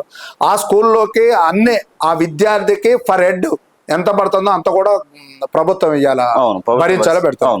అలాంటప్పుడు అక్కడ స్కూలు, అక్కడ టీచర్లు దానికన్నా ఒకే దగ్గర పెట్టి నాణ్యమైన విద్యను అందించాలనేది కదా. ఇప్పుడు చాలా విలేజ్లలో బస్సు సౌకర్యం లేని ఊర్లు కూడా ఉన్నాయి. హాస్టల్ ఫెసిలిటీ పెట్టినాం కదా మంచి. ఏది ఇప్పుడు మంచి మంచి హాస్టల్స్ మన తెలంగాణ రాష్ట్రంలో ఉన్న ప్రైవేట్ హాస్టల్కి ధీటుగా ఈ యంగ్ ఇండియా స్కూల్స్ కట్టేది.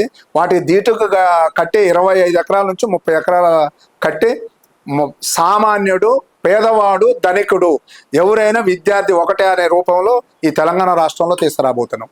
అన్న మీరు రైతు రుణమాఫీ ఇచ్చామని చెప్తారు, రైతు బంధు ఇచ్చారంటారు. ఎంతమందికి ఇచ్చారన్న? 3 సంవత్సరాలు 6 సార్లు పడాలి. మీరు వేసింది 2 సార్లు 3 సార్లు, కొంతమందికి ఒక్కసారి కూడా రాని వాళ్ళు ఉంటారు. ఎవరో ఒక్కసారి వాళ్ళు చూంచండి ముందు.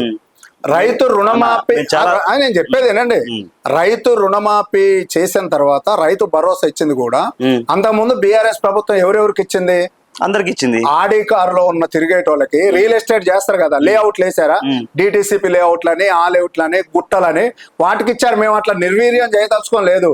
ఈ తెలంగాణ ప్రభుత్వాల ఖజానాన్ని కాపాడి ఈ పేద ప్రజలకి ఇవ్వాలనే ఒక దృక్పథంతో ఉంది కాంగ్రెస్ పార్టీ. అంతేగాని వాళ్ళేదో పనికిమాల పనులు చేశారని మమ్మల్ని చేయమంటారు ఏంది?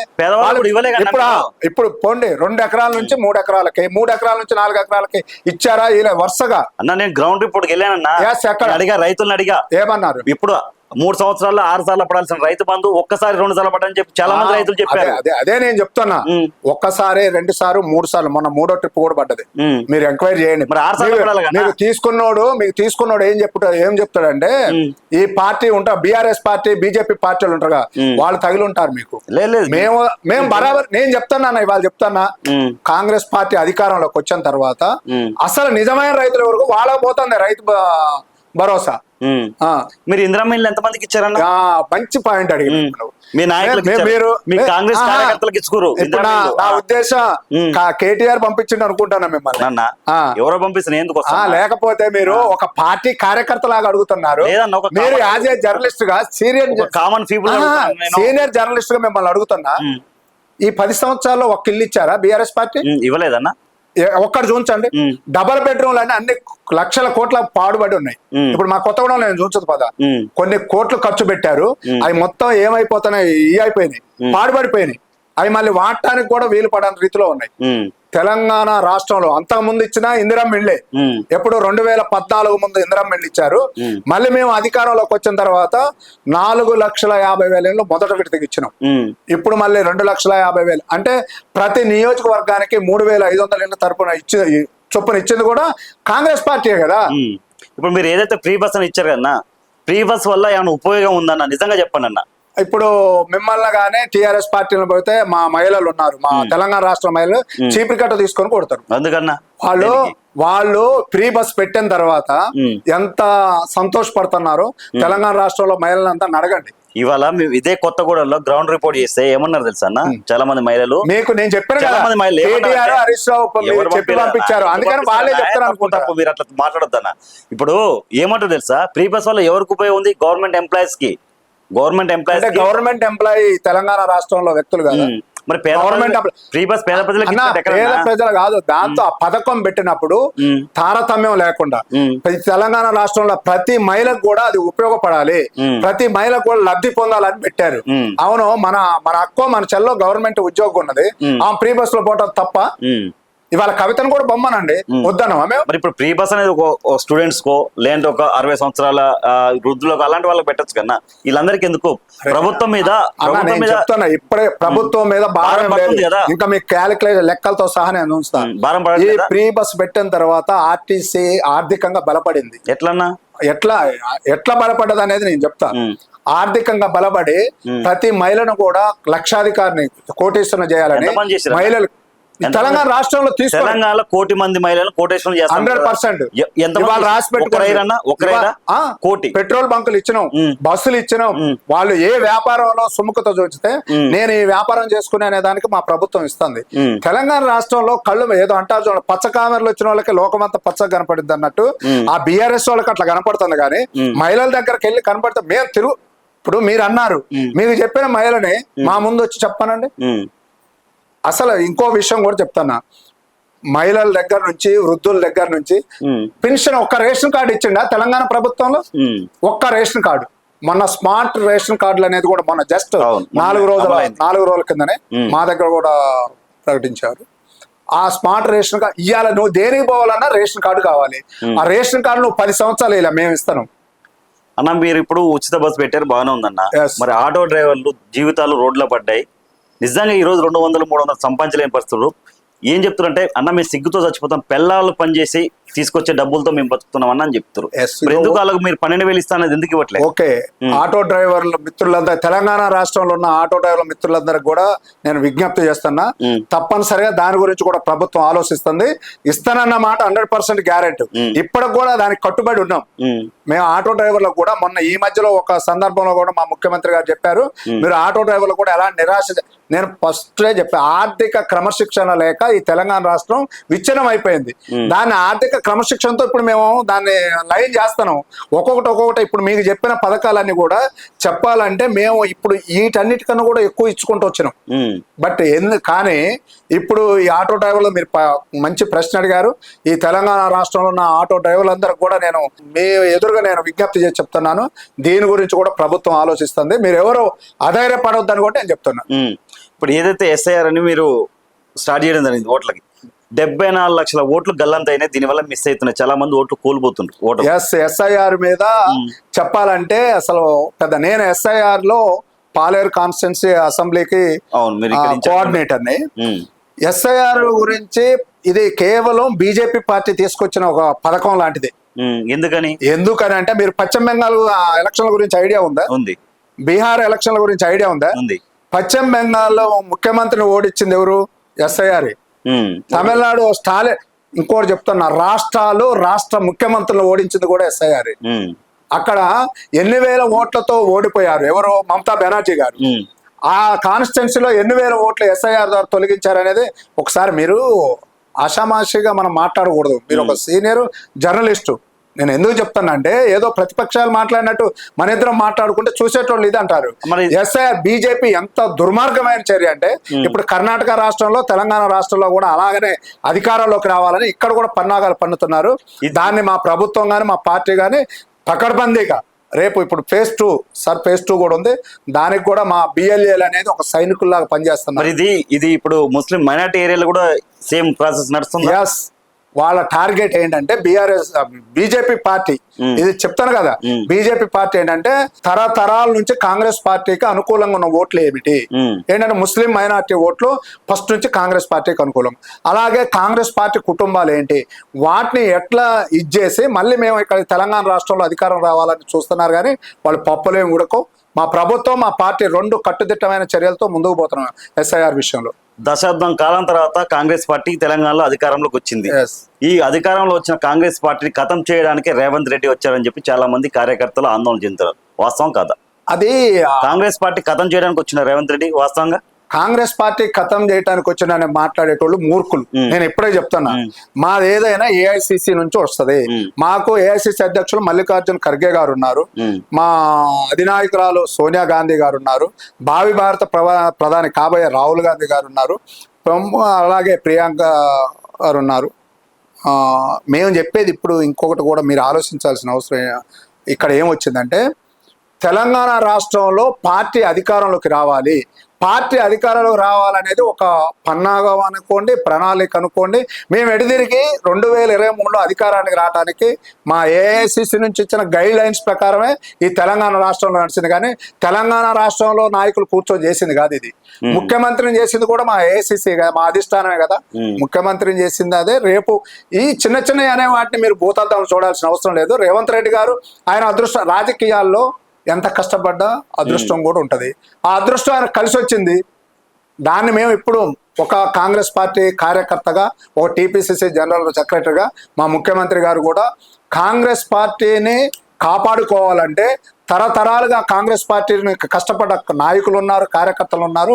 వాళ్ళని కూడా తప్పనిసరిగా చూసుకొని పార్టీ రాబోయే రోజుల్లో కూడా మళ్ళీ అధికారంలో వస్తుంది. దానికి ఎలాంటి సందేహం లేదు. మా ముఖ్యమంత్రి గారు ఇప్పుడు మంచిగానే పనిచేయాలని కూడా అందరం కోరుకుంటున్నాం. అంటే రేవంత్ రెడ్డి గారు బీజేపీ కండువ కప్పుకోబోతున్నారు అని ఎవరు తలకాలేని మనిషి మాట్లాడతాడన్నా, ఎందుకు అట్లా అనవసరంగా? అని ముఖ్యమంత్రి గారు పదవి వదిలిపెట్టి బీజేపీలోకి పోతారా? ముఖ్యమంత్రిగా ఈ తెలంగాణ రాష్ట్రంలో ప్రతిష్టాత్మకమైన 10 సంవత్సరాలు అధికారంలో ఉండి 1000 మంది సర్పంచులు, 1000 మంది ఎంపీటీ జడ్పీటీసీలు, 1000 మంది మున్సిపల్ చైర్మన్లు, కార్పొరేషన్ మేయర్లు, 100 మంది ఎమ్మెల్యేలు పార్టీని బొందబెట్టి ముఖ్యమంత్రి అయ్యాడు. ఆయన బీజేపీలోకి ఎట్టపోతాడు? మాట్లాడేటోడికి దిమాక్ ఉండాలి కదా. అంటే మొన్న రేవంత్ రెడ్డి గారు మోడీ గారు ఉన్నప్పుడు కూడా ఒక సభలో మోడీ గారు మాట్లాడడం మంచి పాయింట్ అడిగారు. ఏ మాత్రం విజ్ఞత, రాజకీయ పరిజ్ఞానం ఉన్న వాళ్ళు కూడా ఆలోచించాలి. ఇదేంటంటే ఇవాళ మరి మేము కాంగ్రెస్ పార్టీ అంతకుముందు మన్మోహన్ సింగ్ గారు ప్రధానమంత్రిగా 2004 నుంచి 2014 ఉన్నప్పుడు వేరే పార్టీలు పోలేదా? మన్మోహన్ సింగ్ గారి దగ్గర ప్రధానమంత్రిగా ఉన్నప్పుడు వేరే రాష్ట్రాల్లో అధికారంలో ఉన్న బీజేపీ కానీ ఇంకో పార్టీ అధికారంలో ఉన్న వాళ్ళు ప్రధానమంత్రి దగ్గర పోలేదా? ఏంటంటే ఈ ఒడవడిక ఉండాలి. కేంద్రానికి రాష్ట్రానికి అనుసంధానం, మనకి రావాల్సిన పథకాలు ఉంటాయి, మనకి రావాల్సిన ఫండ్స్ ఉంటాయి, మనం ఏదైనా పోయి అడిగి తెచ్చుకోవటానికి ఇలా 666 కానీ లేకపోతే మెట్రో కానీ ఇంకో అలాంటివి ఉన్నాయి. తీసుకురావటానికి ముఖ్యమంత్రి గారు సొంత పనుల కొరకు మోడీ గారి దగ్గర పోతున్నారా? వేదిక మీద ప్రజల సమక్షంలో అడుగుతున్నారు ఏదైనా. దీన్ని మీరు కానీ బీఆర్ఎస్ పార్టీ కానీ ఆలోచించాలా. అంతకుముందు కేసీఆర్ ప్రధానమంత్రి గారి దగ్గర పోలేదా? వాళ్ళు 10 సంవత్సరాలు అధికారంలో ఉన్నప్పుడు మోడీ దగ్గర పోలేదా? ఒకవేళ ఇంకొకటి కూడా చేసిన కేసీఆర్ ఆ ప్రధానమంత్రి గారి దగ్గరకు పోవలసిన యుగో, ఆయన దొర కదా. కొన్నిసార్లు దొర అహంకారం అడ్డం వచ్చి కూడా ఈ తెలంగాణకి రావాల్సిన నిధులు కూడా కొన్ని తీసుకురాకపోయినట్టు తెలంగాణ 100%. మీరు వెనకపోయి చూసుకుంటే ఆ 10 సంవత్సరాల దొర అహంకారం వల్ల మన కేంద్ర ప్రభుత్వం నుంచి రావాల్సిన నిధులు రాక మనం చాలా నష్టపోయినాం. దాన్ని మొన్న మనం ఏంటంటే ఇక్కడ మాట్లాడుకోవాల్సింది, రేవంత్ రెడ్డి గారు ఆయన స్వలాభం కొరకు పోతాడా, ఈ తెలంగాణ రాష్ట్ర నిధుల కొరకి, నిక్షేపాల కొరకి, అభివృద్ధి కొరకు పోతాడా అనేది ఆలోచించాలి. ఇప్పుడు ఏదైతే 10% కూడా లేని రెడ్డిలు అయితే అధికారంలో ఉన్నారు, మరి బీసీలు ఎందుకు? బీసీలు ఎప్పుడు అంటే అగ్రవర్ణ కులాల జెండాలు మోయడం కోసం బీసీలు ఉండాలి. అంటే ఇక్కడ ఒక్క విషయం మాత్రం క్లుప్తంగా చెప్తాను. నేను యాజ్ ఏ బీసీ బిడ్డగా, కర్ణాటకలో ముఖ్యమంత్రి ఎవరు? బీసీ కదా. ఇప్పుడు ఇక్కడ కూడా రేపు బీసీ రావు. ఇప్పుడు మొన్న రేవంత్ రెడ్డి గారు అన్నారు చూసారు, నేను ఈ 5 సంవత్సరాలు తర్వాత వచ్చిన తర్వాత నేను ఏఐసిసికి నేను పైకి వెళ్ళినప్పుడు కూడా ఇక్కడ ముఖ్యమంత్రిని చేసే వెళ్తా, 100 సీట్లు గెలిచినా నేను ఉండనని అన్నారు. మీరు విన్నారా? మళ్ళీ గెలుస్తా 20 సంవత్సరాల వరకు కాంగ్రెస్ పార్టీ డోకా లేదు. పక్కన 20 సంవత్సరాలు రాసి పెట్టి 2028లో మీ పార్టీ 20 సంవత్సరాలు కాదన్నా, ఈ కాంగ్రెస్ పార్టీని కొట్టేసాడు లేడు. బీజేపీ ఏంటనేది మతతత్వ పార్టీ, రామాలయాన్ని అడ్డు పెట్టుకొని పోతుంది అనేది బీజేపీకి ఉంది. బీఆర్ఎస్ కథంకెళ్ళి దుకాణం బంద్ అయిపోయింది. ఊర్లోకి వెళ్తే పొల్లుగా తిడుతున్నారు అన్న కాంగ్రెస్ వాళ్ళని. అన్న తిట్టేది ఎవరు అన్నా? ఇగో నిన్నాక చెప్తాను, ఇప్పుడు చెప్తున్నా, పనులున్న చెట్టుకే రాళ్ళు వేస్తారు. ఇవాళ ప్రభుత్వం మంచిగా అంటే కొంత అసంతృప్తి ఉన్న మాట వాస్తవం అనేది నేను ఇందాక చెప్పిన ఇప్పుడు చెప్తాను. ఏదంటే ఈ 6 పథకాల్లో మహాలక్ష్మి పథకం ఒకటి, తులం బంగారం ఒకటి, ఇంకా ఈ ఆటో డ్రైవర్లతో ఒకటి, ఇలాంటి చిన్న అయ్యే పెద్ద మా పార్టీ ఈ ఆర్థిక క్రమశిక్షణ ఆర్థికంగా మేము బలపడ్డ తర్వాత అవి ఇవ్వటం మాకేం లెక్క కాదు, మాకు ఒక ప్రణాళిక ఉన్నది. కానీ ఇలాంటి వాటిలలో ఈ ప్రతిపక్షంలో ఉన్నటువంటి ఇప్పుడు ప్రధానంగా బీఆర్ఎస్ పార్టీ ఎక్కడ బదనాం చేయాలనేది వాళ్ళ పార్టీకి, ఏ పార్టీకైనా కొంత క్యాడర్ ఉంటుంది కదా, వాళ్ళని తీసుకొచ్చి చేసే పనులు. కానీ పార్టీ మీద సామాన్య ప్రజలకి అంటే రైతు వారికి కానీ ఇంకోటి కానీ మేము ఇచ్చిన ఇప్పుడున్న సంక్షేమ పథకాలతో తృప్తిగా ఉన్నారు. తప్పనిసరిగా నేను చెప్తాను కదా, కాంగ్రెస్ పార్టీ ఇంకా 20 సంవత్సరాల వరకు తిరిగి ఉండదు. తెలంగాణలో లా అండ్ ఆర్డర్ కరెక్ట్ ఉందన్న?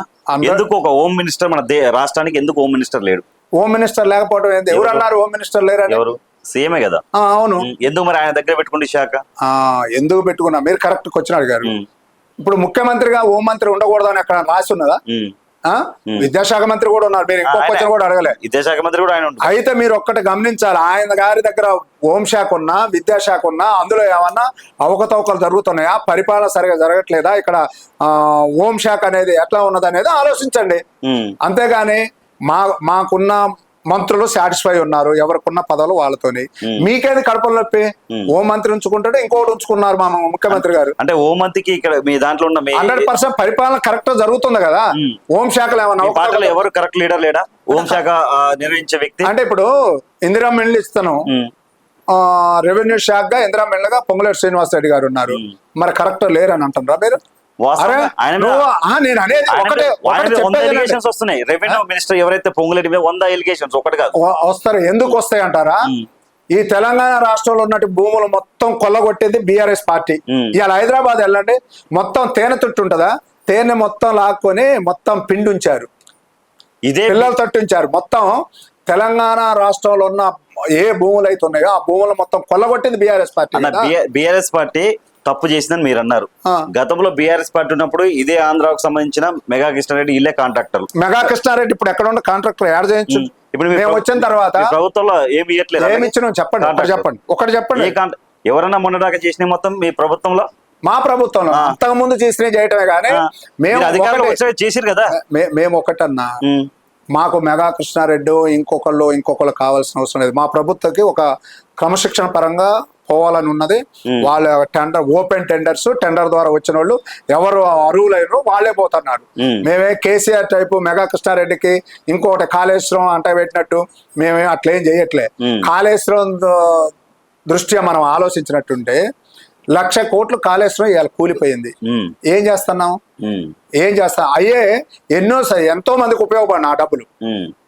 ఇవాళ మీరు కాళేశ్వరం కట్టి తెలంగాణ రాష్ట్రంలో సస్యశ్యామలం చేసినామని అంటున్నారు కదా. 3 సంవత్సరాల నుంచి కాళేశ్వరం నుంచి చుక్క నీరు తీసుకోకుండా ఈ భారతదేశంలోనే అధిక దిగుబడి వరిధాన్యం మనం తీసుకున్నాం. అది ఎవడు మాట్లాడేది? ఇప్పుడు ఏదైతే మీరు పార్టీ అధికారంలోకి వచ్చినాక కేటీఆర్ ఏదైతే జనవాడ ఫామ్ హౌస్ ఉందో అది FTL బఫర్ జోన్ లో ఉంది, దాన్ని కూల్ చేస్తామన్నారు. ఎందుకు కూల్ చేయలేకపోతారు? అదే కదా, హైడ్రా తీసుకొచ్చి ఇలాంటి ఫామ్ హౌస్లు తెలంగాణ రాష్ట్రంలో బీఆర్ఎస్ పార్టీలో ఉన్న మంత్రులు గాని ఎమ్మెల్యేలు గాని ఏమేమి చేశారో అవన్నీ ఇప్పుడు అవన్నిటిని చేస్తారనే కదా హైడ్రా తీసేయాలి అని మాట్లాడేది. తప్పనిసరిగా ఇప్పుడు మా పార్టీ దృష్టిలో ఉంది, మా ప్రభుత్వం దృష్టిలో ఉంది. జనవాడలో FTL లో ఏది ఉన్నదో అది తీయటానికి మా ముఖ్యమంత్రి గారు సిద్ధంగా ఉన్నారు. హైడ్రాని తీసుకొచ్చారు, అది పేదవాడి కోసమా పెద్దవాడి కోసమా? పేదవాడి కోసం. ఇప్పుడు బరాబర్ నేను చెప్తున్నా, పెద్దవాడి కోసమే అనుకుంటే ఇప్పుడు పేదవాడిది ఎంత తీసినాం, పెద్దవాళ్ళు మొన్న ఎన్ని లక్షల కోట్లు రంగనాథ్ గారు చెప్పారు. అక్కడ రంగనాథ్ గారికే కోర్టు మన గట్టి చేసుకుంది కన్నా. కోర్టు పేదల ఇల్లు కూలగొట్టాడు తప్ప పెద్దవాళ్ళ ఇల్లు ఎక్కడ కూలగొట్టిన గవర్నమెంట్ ల్యాండ్ ఏదైతే సాధనం ఎక్కడ చేసుకుంటూ పేదవాళ్ళకి ఎక్కడ పోతున్నాయో అక్కడ మేము వాళ్ళకి అకామిడేషన్ ఇస్తున్నాం కదా. మేము ఎక్కడ 100 ఎకరాల్లో అక్రమంగా అన్యాయంగా దోసుకున్న బీఆర్ఎస్ నాయకుల్ని ఎట్లా చేయాలనే ఉద్దేశంతో హైడ్రా తెచ్చింది. ఇప్పుడు ఈ హైదరాబాద్ లో ఇప్పటి వరకు జరిగినాయి ఎన్ని లక్షల కోట్ల భూములు ప్రభుత్వం తీసుకున్నది అనేది మీరు ఒకసారి కేటీఆర్ ఫామ్ హౌస్ ఎందుకు నెక్స్ట్ అదే కదా. ఎప్పుడన్నా అరే అన్న, అసలు హైడ్రా మీద కోర్టు నుంచి నోటీసులు ఇప్పించేదే ఈ మీరు ఒక నోటీస్ ఇవ్వరు, ఏమి రాత్రి వచ్చి కూలగొట్టేస్తారు. మరి కేటీఆర్ ఎందుకు కూలగొట్టారు? ప్రభుత్వం ఎవరిది? నైట్ నాగార్జున గానీ ఇంకోటి పెద్ద వాళ్ళే. ఇవాళ హైదరాబాద్ లో మీరు ఒక్కసారి చూస్తే పేదలకు జరిగింది 10%. పేదలకు కూడా ఎక్కడ పేదలకు అర్హత లేని చోట వచ్చి కట్టుకోవటం ఎవరైనా మీరే కదా, మళ్ళీ వాళ్ళకి ఇస్తున్నాం కదా. ఇప్పుడు ఇవాళ మొన్ననే ఈ మధ్య 4 రోజుల కింద శంకుస్థాపన చేశారు మా సీఎం గారు. అలాంటి వాళ్ళందరికీ హైదరాబాద్ లో డబల్ బెడ్రూమ్ ఇల్లుగా వాళ్ళు డబల్ బెడ్రూమ్ ఇల్లు ఉన్నారు. మేము ఇందిరమ్మ ఇళ్ళ తరఫున ఒక పెద్ద మంచి మోడల్ సిటీ లాగా తీర్చిదిద్ది పేద ప్రజలందరికీ హైదరాబాద్ లో ఇవ్వడానికి 10,000 చొప్పున అమౌంట్ కట్టించుకొని అరువులు ఎవరో వాళ్ళకి చేయడానికి సిద్ధంగా ఉన్నది. అన్న, నేను ₹1,00,000 పెట్టి నేను ఉన్న ల్యాండ్ మొత్తం అమ్ముకొని నేను వచ్చి ల్యాండ్ కొనుక్కొని ఎట్లా కొంటావా? ₹1,00,000 నీ దగ్గర ఉన్నాయని అక్రమంగా ₹1,00,000 ఉన్నాయని రిజిస్ట్రేషన్ ఎలా చేశారు? ఎవరు చేశారు? ఆ రోజు ఎప్పుడు చేశారు? మా ప్రభుత్వం వచ్చిన తర్వాత. అదే వాళ్ళందరినీ చిన్నగా ఏర్పడేస్తున్నాం. కాంగ్రెస్ పార్టీ వచ్చిన తర్వాత బీఆర్ఎస్ తొత్తులుగా ఎవరు పనిచేశారో వాళ్ళందరూ కూడా కాంగ్రెస్ పార్టీ ఏర్పడే. బీఆర్ఎస్ పార్టీ వచ్చింది 2014 అన్న. ఎప్పుడైతే 2008, 2007 ఉన్న బిల్డింగ్లు కూడా కొట్టారు కన్నా. అప్పుడు ఇప్పుడు మేము ఏంటంటే తమ్ముడు తనవాడైనా ధర్మం తప్పినోడే ఎవరు కాంగ్రెస్ పార్టీ ఒప్పుకోవట్లేదు. అయ్యాల తప్పు చేసినోడిని అయ్యాలనే వాడికి తెలియాలి కదా. ఇవాళ మనం భూమి కొంటున్నాం అంటే దాన్ని ఏసీ తీసుకుంటాం, దాని పూర్వపరాలు తీసుకుంటాం, అది టైటిల్ డీడ్ ఉంటుందా ఇవన్నీ చూసుకునే కొనాల్సిందే. నువ్వు ఏదో అక్రమంగా వస్తుందని ఆ రూపాయి ₹1/2 వస్తుందని ₹1.5 వస్తుందని కొనుక్కొని నువ్వు ₹1,00,000 బిల్డింగ్ కొట్టావని అంటే దానికి ఎవరు సమాధానం చెప్తారు? ఇప్పుడు రేవంత్ రెడ్డి గారు మనవోడు ఏదైతే ఆయన సంతోషం కోసం మెర్సీ అనే వారిని తీసుకొచ్చి 100 కోట్లు పెట్టి ప్రభుత్వం ఇందాక నేను చెప్పా, ఎప్పుడు అందాల పోటీలు అప్పుడు కూడా చెప్పినా ఇప్పుడు కూడా అదే చెప్తాను. మెక్సికో కొరకు మనవడ కొరక మనవడ ఫుట్బాల్ ఆడుతాడా ఏమన్నా ఇచ్చేస్తాను. ఎవడన్నా పనికి అరే మనవడు అంటాను, మనవడు కొరగా తీసుకొచ్చిండంటే అరే ఇప్పుడు నువ్వున్నా నేనున్నా మన కుటుంబ సభ్యులు ఉంటే తీసపోవా? ఒక అకేషన్ జరుగుతా ఉంటే దాన్ని ప్రతిదీ భూతత్వంలో పెట్టి చూసి రేవంత్ రెడ్డి గారి కుటుంబం కొరకు ముఖ్యమంత్రి గారు అయితే క్లియర్ గా ఉన్నారు, నా కుటుంబం కొరకే ఏం చేయట్లేదు, ఈ తెలంగాణ రాష్ట్ర ప్రజల కొరకే నేను ఏం చేస్తానని చెప్తున్నారు. ఆయన కుటుంబం కోసం ఏం చేయట్లేదు, తమ్ముల కోసం మాత్రం చేస్తున్నారు. తమ్ముళ్ళ కొరకు లేదు, అన్నల కొరకు లేదన్న. తమ్ముల కొరకు అన్నల కొరకు అయితే ఎమ్మెల్యే పదవులు ఇచ్చును, ఇవాళ మంత్రిలో కూర్చో కవితకి హరీష్ రావుకి కేటీఆర్ కి ఇచ్చినట్టే ఇచ్చును కదా, ఎవరికైనా సీట్ ఇచ్చారా? ఏం మాట్లాడుతున్నారు? దోసుకుంటారు కదా ల్యాండ్ మొత్తం. ఏం ల్యాండ్ దోసుకున్నారు? కొండ సురేఖ కూతురే చెప్పింది కదా డైరెక్ట్ బయట తీసుకుని. ఇందాక మీరు అడిగేదాన్ని నేను చెప్తున్నా, మళ్ళీ ఇప్పుడు చెప్తున్నా. సుస్మిత గారు ఏ టెంప్టేషన్ లో ఉండి ఏం మాట్లాడారు? నిప్పులేందే పోవస్తుందా? నిప్పులే ఆధారాలు మాట్లాడిందామే. ఇప్పుడు ఆధారం ఉందా? ఆధారం ఉంటే చూంచమనండి అంటుంది కదా, బరాబర్ చూపిస్తాను. చూపించినప్పుడు మాట్లాడదాం, మీరు కానీ నేను కానీ. చూపించకుండా ఏదో పళ్ళన్న చెట్ల రాళ్ళు వేసుకుంటూ పోతున్నట్టు సరిపోద్దా?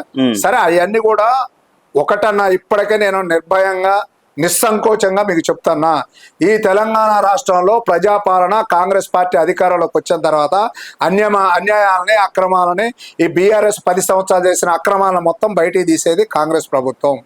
దానికి వీళ్ళు తట్టుకోలేక కేటీఆర్ అసలు వాళ్ళు ఓడిపోతాననే ఒక ఆలోచన కూడా లేదు వాళ్ళకి.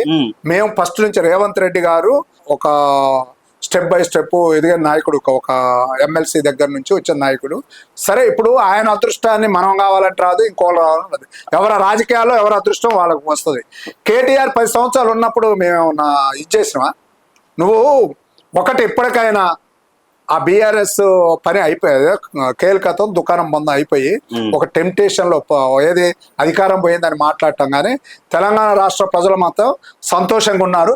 మీరేమి దీన్ని మీరు టీఆర్ఎస్ కార్యకర్తలు చెప్పకండి. మీరు కూర్చొని ఎందుకు లేస్తారు? కూర్చొని మీరు ఆన్సర్ చెప్పండి అన్న. నేను క్వశ్చన్ అడిగితే ఆన్సర్ చెప్పండి. ఆన్సర్ నేను ఇంకా ఆన్సర్ ఏం చెప్పాలి? ఇంకా ఆన్సర్ ఏం చెప్పాలి? ఇప్పుడు మీరు చెప్తారు అన్న, మీరు ఒక కార్యకర్తలాగా మాట్లాడతలేనా? ప్రజల సమస్యలను తీసుకొచ్చి ప్రజల సమస్యలు మా దగ్గర ఉన్నాయన్న. ప్రజల సమస్యలు ఉన్నాయి, లేవనట్లే. ప్రజల సమస్యలను పరిష్కారం చేయడానికే కదా ప్రజాపాలన ప్రభుత్వం ఉన్నది, కాంగ్రెస్ ప్రభుత్వం ఉన్నది. ఇప్పుడు తెలంగాణలో ప్రజాపాలన నడుస్తుంది నిజంగా 100% నడుస్తుంది.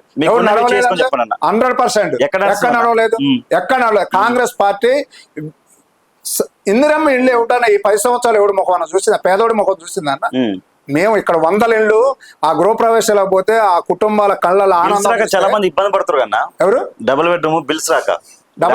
ఇప్పుడు ఏదైతే 5 లక్షలు ఇచ్చేది ఉందో ఎప్పుడన్నా చెప్పేది.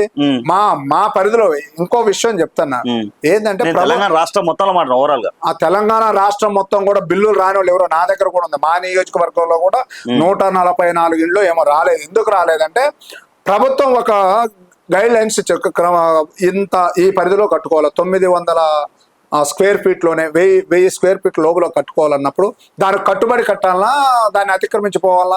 మీరు చెప్పండి. అట్లా పోయిన వాళ్ళు ఆగినాయి.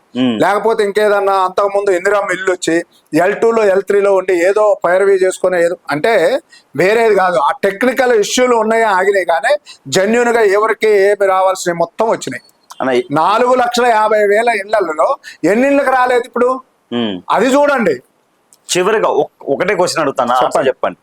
చాలా మంది ఒకటి కాదన్న 100 అడగండి చెప్తారా? 100 అడుగుతా. అడగండి. ఇప్పుడు ప్రజలు ఏమంటారంటే, ప్రజలు ప్రతిపక్షాలు రేవంత్ రెడ్డికి మైండ్ పనిచేయట్లే, ఏం మాట్లాడుతున్నా ఆయనకి అర్థం కావట్లే, ఒక్కోసారి ఒక్కో మాట మాట్లాడుతున్నా చెప్తారు. దీన్ని మీరు ఏకీభవిస్తారా? రేవంత్ రెడ్డి గారు చాలా సిస్టంగా చాలా పరిపక్వత చెందిన ఆయన ఏం మాట్లాడుతున్నారు అర్థం ఎవడు పనికి మాలినోడు మాట్లాడేది మీరు మాట్లాడతారన్నా? ఎక్కడ మాట్లాడుతున్నా అంటే నువ్వు సందర్భం నా దగ్గర ఇంటర్వ్యూ చేస్తున్నారు, నా దగ్గర అడిగిందే వేరే దగ్గర అడుగుతారా? అడగము. మరి ఆయన గారు కూడా ఆ వేదిక ముక్కట ఎక్కడ మాట్లాడారు అక్కడ మాట్లాడింది మాట్లాడినట్టు మాట్లాడుతున్నారని అడుగుతారు ప్రజలు. అరే అక్కడ సందర్భాన్ని బట్టి అక్కడ మాట్లాడతారు, ఇక్కడ మాట్లాడింది అక్కడ మాట్లాడింది అక్కడ మాట్లాడాను. నేను ఒక హామీ ఇచ్చానన్న మీకు, తర్వాత నెక్స్ట్ ఇంకో మీటింగ్ పోయినాక నేను హామీ ఇచ్చినా అని అంటుండు. అక్కడ హామీ ఉండకపోవచ్చు. ఇప్పుడు హైదరాబాద్ లో హైడ్రా గురించి మాట్లాడుతున్నాం. ఆ మూసీ నదిని మొత్తం మనం సుందర నగరంగా తీర్చిదిద్ది మూసీ నదిని ప్రక్షాళన చేయాలని చూస్తున్నాం. కొత్తగూడెంలో చేస్తున్నట్టు కుదిరిద్దా? అక్కడ మాట అక్కడే మాట్లాడాలా? ఇక్కడ ఏం అవసరం? సింగరేణి ఉంది, కేటీపీఎస్ ఉంది, నవభారత్ ఉంది. ఈ కేటీపీఎస్ కి 800 మెగావాట్ రావాలి. వీటి గురించి ఇక్కడ మాట్లాడతారు, అక్కడ మాట్లాడింది ఇక్కడ ఎట్లా మాట్లాడతారు? మీ మంత్రులకు తెలంగాణలో మొత్తం హెలికాప్టర్లు తిరగడానికి సరిపోతున్నారు డబ్బులు మొత్తం. ఎవరు అన్నారు? ఆడిపోయిన హెలికాప్టర్లే కదా, నల్గొండ ఎక్కడ పైన, హెలికాప్టర్ ఖమ్మం పైన. అవసరమైన చోట తప్ప ఎక్కడ హెలికాప్టర్ వాడలేదు. అట్లా అనుకుంటే వాళ్ళు దుర్వినియోగం చేసినవి చాలా ఉన్నాయన్న. ఇవాళ ఏదో వాళ్ళు చెప్పిన మాటలు మీరు మాట్లాడటం, ఏదో ఆ కాంగ్రెస్ కార్యకర్తలు, కాంగ్రెస్ నాయకులు కాంగ్రెస్ ప్రభుత్వం మీద ఎట్లా నిందలు వేయాలనేది ఒక బీఆర్ఎస్ ఒక కొంతమంది ఒక కోటరీని తయారు చేసి ఉసిగొల్పటమే కానీ ప్రజలు చాలా తెలంగాణ రాష్ట్రంలో ఉన్న ప్రజలందరూ సంతోషంగా ఉన్నారు. మీరు దాని గురించి ఏం లేదు. ఇప్పుడు రేవంత్ రెడ్డి గారు ఢిల్లీకి వెళ్ళడం కోసం చాలా డబ్బులు వృధా చేస్తున్నట్టు వాస్తవం. మళ్ళీ ఎన్నిసార్లు వెళ్ళారు ఇప్పుడు? ఎన్నిసార్లు ఇంకా 1000 సార్లు వెళ్తాడు. ఎవరి గురించి నేను ఇంతకుముందు చెప్పిన ఇప్పుడు రేవంత్ రెడ్డి గారు సొంత పనుల కొరకు వెళ్తున్నారా? ఆయన దొరాంకారం అడ్డం వచ్చి ప్రధానమంత్రి దగ్గర పోతే నేను దొరని ఎట్లా పోయి ఆయన దగ్గర పోవాలని అడగలేదు. మేము అట్లా కాదు. మా రేవంత్ రెడ్డి గారు ఈ తెలంగాణ రాష్ట్రం నిధులు కావాలన్నా, ఏమన్నా అభివృద్ధి కార్యక్రమాలు కావాలన్నా, రోడ్లు కావాలన్నా, ఈ కొత్తగూడానికి ఇప్పుడు విమానాశ్రయం కావాలన్నా, మొన్న వరంగల్లో విమానాశ్రయం కావాలన్నా వీటి కొరకే వెళ్తున్నారు కదా. ఈ రాకుండా మనం ఇంట్లో కూర్చొని మోడీ గారు పంపిస్తారా మనకి? ఎవరైతే ఇప్పుడు విద్యార్థులను పట్టుకొని తెల్ల పేపర్ ఇస్తే కనీసం వాళ్ళ పేర్లు కూడా రాయరాని వాళ్ళు విద్యార్థులు అని చెప్పి అది నేను ఇంకొకసారి మొన్న కూడా ఏదో ఇంటర్వ్యూలో చెప్పిన అదే విద్యా వ్యవస్థ మీద మాట్లాడారు రేవంత్ రెడ్డి గారు. విద్యా వ్యవస్థని ప్రక్షాళన చేయాలంటే దాంట్లో ఆ విద్యా వ్యవస్థలో ఉన్న గురువులుగా టీచర్లుగా ఉన్న వాళ్ళని అట్లాంటి విద్యార్థులు లేకుండా చేయాలంటే ఆ బాధ్యత మీ ఉందని విద్యా వ్యవస్థ ప్రక్షాళన చేయాలని. ఇద్దరే మేధావులు ఉన్నారు, ఒకరు కేశవరావు గారు, ఒకరు జపాల్ రెడ్డి గారు అన్నారు. ఇద్దరే మేధావులు ఉన్నారు తెలంగాణలో.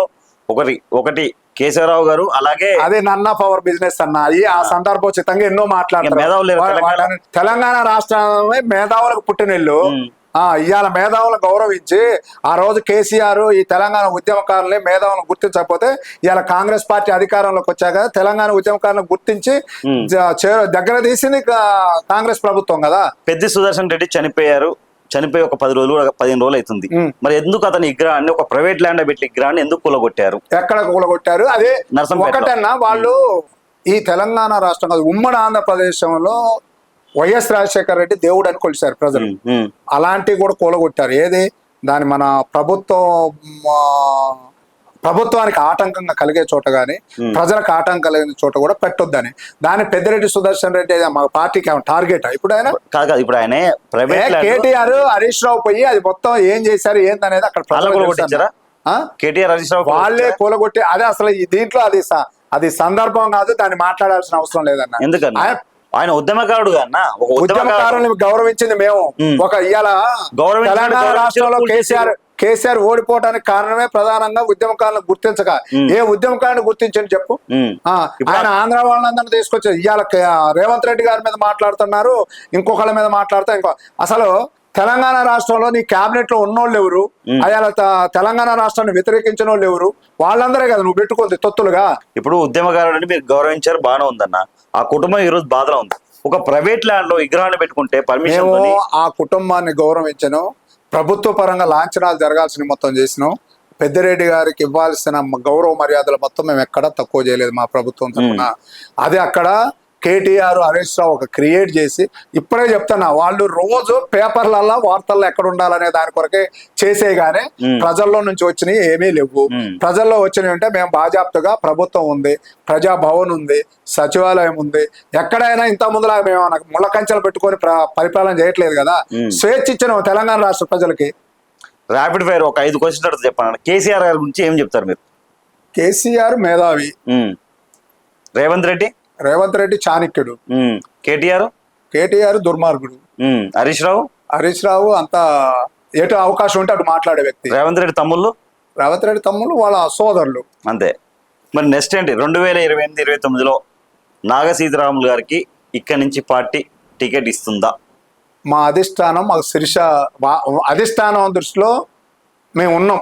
ప్రధానంగా మాకు ఇక్కడ ఉన్న 3 మంత్రులు కానీ ఇక్కడ కానీ డీలిమిటేషన్ వస్తుంది అనేది ఆశావాదంతో 100% అయినా ఈ నియోజకవర్గాలు పెరుగుతాయి. కాంగ్రెస్ పార్టీలో నియమ నిబద్ధత, క్రమశిక్షణగా ఎప్పటి నుంచో కాంగ్రెస్ పార్టీ పడ్డ నాయకులు కావాలన్నప్పుడు ఉమ్మడి జిల్లాలో నేను కూడా ప్రధానంగా ఉంటా కాబట్టి నన్ను కూడా అకామిడేషన్ చేస్తారు. ఎందుకు చేయరనుకుంటున్నారు? 100% చేస్తారు. అసలు కాంగ్రెస్ పార్టీ తప్ప ఏ పార్టీ బీసీలను గుర్తించదు. బీసీలని 10 సంవత్సరాలు పరిపాలన ఉన్న దొర ఎప్పుడన్నా 42% బీసీలకు ఇస్తానని ఎక్కడన్నా పెట్టిండా? మా ముఖ్యమంత్రి వచ్చిన తర్వాత 42% బీసీలకి బిల్లు చేసినాం. ఏదో మాటలు చెప్పడం కాదు, బిల్లు చేసి కేంద్రానికి పంపించడం, కేంద్రం దగ్గర ఆగింది కదా. ఇప్పుడు మీ జిల్లాలో ఎన్ని ఉన్నాయన్న నియోజకవర్గాలు? 10 ఉమ్మడి ఖమ్మం బీసీలకు ఇచ్చిరన్నా? బీసీలన్నా ఒక్కటి. మీరు ఏదో చెప్తాను కదా, ఇందాక చెప్పాను కదా, బీఆర్ఎస్ కార్యకర్తలాగా అడుగుతున్నారు కానీ ఇచ్చారా చెప్పండి. అంతకుముందు ఇచ్చారా? అంతకుముందు ఇచ్చారా? మీరు ఆల్రెడీ ఉదాహరణ చెప్తున్నారు. అయితే నేను చెప్పేది ఇక్కడ ఉన్న 10లో 5 ఎస్టీ ఉన్నాయి, 2 ఎస్సీ ఉన్నాయి, 3 జనరల్ ఉన్నాయి. యాక్చువల్ గా కొత్తగూడెం అనేది కాంగ్రెస్ పార్టీ ఎప్పుడు ఒక బీసీ నాయకుడిగా వనమాయ వెంకటేశ్వర గారికి ఇచ్చేది ఇక్కడ. అయితే పాలేరు ఖమ్మం, అక్కడ పాలేరు పొంగులేరు శ్రీనివాస్ రెడ్డి గారికి, ఖమ్మం తుమ్మల నాగేశ్వరరావు గారికి ఇచ్చిన తర్వాత ఇది బీసీ సీటే మాకే వస్తుంది అనుకున్నాం. ఇక్కడ దురదృష్టవశాత్తు ఇండియా కూటమిలో సిపిఐకి ఇవ్వాల్సి వచ్చింది. అక్కడ నుంచి కూడా సాంబశివరావు గారికి ఇవ్వాల్సి వచ్చింది, దానికి పోయింది. మరి బీసీలు ఎందుకు చైతన్యవంతులు అవ్వలేకపోతున్నారు? చైతన్యవంతులు కాలేదని ఎందుకు అనుకుంటారు మీరు? కాంగ్రెస్ పార్టీ కాబట్టి బీసీలకు ఒక టికెట్ బీసీలో సమర్థిస్తారు కదా మీరు. అన్నా ఇప్పుడు పొన్నం ప్రభాకర్ బీసీ కదా, మంత్రి లేరా? వాకర్ శ్రీహరి గారు మంత్రి లేరా? బీసీ కదా. కొండా సురేఖ లేదా? ఎందుకు మీరు బీసీలు చైతన్యవంతులు కాదే మంత్రులు అయ్యారా, ఎమ్మెల్యేలు అయ్యారా? బీసీలు రాబోయే రోజుల్లో కూడా బీసీలు ప్రధాన పాత్ర ఉంటది. ఈ తెలంగాణ రాష్ట్రం ఒకటి కాదు, నాట్ ఓన్లీ తెలంగాణ, ఈ భారతదేశంలోనే బీసీల పాత్ర ప్రధానంగా ఉంటది. ఎందుకని మీరు అనొచ్చు, 56 to 60% బీసీలు ఉన్నారు ప్రధానంగా. వాళ్ళకే మా రాహుల్ గాంధీ గారు మోటో అది కదా. భారత జోడో యాత్రలో ఏం చెప్పారు? సామాజిక కామారెడ్డి డిక్లరేషన్ అని చెప్పి మీ రాహుల్ గాంధీ గారు మాట్లాడడం జరిగింది. ఎంతవరకు సక్సెస్ అయింది? మీరు ఎంతవరకు? ఇంతకు ముందు నేను చెప్పాను కదా, బిల్లు తీర్మానం చేసి అసెంబ్లీలో మంత్రిమండలి పెట్టి 42% బిల్లు చేసి ఇచ్చింది ఎవరు? ఈ భారతదేశంలో ఏ రాష్ట్రం అని ఇచ్చిందా? ఆపిందే రేవంత్ రెడ్డి అని చెప్తారు కదా. అది కేంద్రానికి ఇస్తే రేవంత్ రెడ్డి ఆపిండి అని అంటారన్నా, మీరు భలే మాట్లాడతారు. అదే మీకు నాకు వచ్చేది 42% మంత్రిమండలి ఆమోదం చేసి తీర్మానం చేసి కేంద్రానికి పంపించింది. ఇవ్వాల్సింది ఎవరు? ఇప్పుడు అన్న ఓసీలు పెరుగుతూ ఉంటారు, బీసీలు చనిపోతా ఉంటారు అన్న. ఎందుకు ఎక్కడ డిఫరెన్స్ వస్తుంది? తప్పన్న అట్లా మాట్లాడకూడదు. ఎక్కడ పెరిగారు? ఏదైతే మనం మీరు బిల్లు చేశారు కదా, తీర్మానం మల్లన్న ఎందుకు సస్పెండ్ చేశారు మీ పార్టీ? ఎవరు తీర్మానం మల్లన్న ఎవరు సస్పెండ్ చేశారు? మీ పార్టీ ఇగో ఇక్కడ నేను గాని నువ్వు మీరు కాదు, నేను గాని ఇంకొకరు గాని పార్టీని అతిక్రమించి పోదామని ఎవరు పోయినా పార్టీకి ఎవరు ఇది కాదు, విధేయులు కాదు. నేను కూడా నా లైన్ ప్రకారం నాకు సీట్ అయినప్పుడు నేను కూడా అడ్డగోలుగా 2023లో సీట్ ఇవ్వలేదని ఏదైనా ధిక్కరించి బయటకు పోతే నన్ను కూడా సస్పెండ్ చేస్తారు. నేను మా అధిష్టానం, మా ఇంటికి పొంగులేటి శ్రీనివాస్ రెడ్డి గారు వచ్చారు, చెప్పారు నీకు భవిష్యత్తు ఉంటుంది, నువ్వు పార్టీలోనే ఉంటే సేఫ్. ఇంకో విషయం ఏం చెప్పారు తెలుసా, ఇక్కడ సాంబశివరావు గారు గెలిస్తే నేను గెలిచినట్టే అని చెప్పారు మాకు సీనన్న.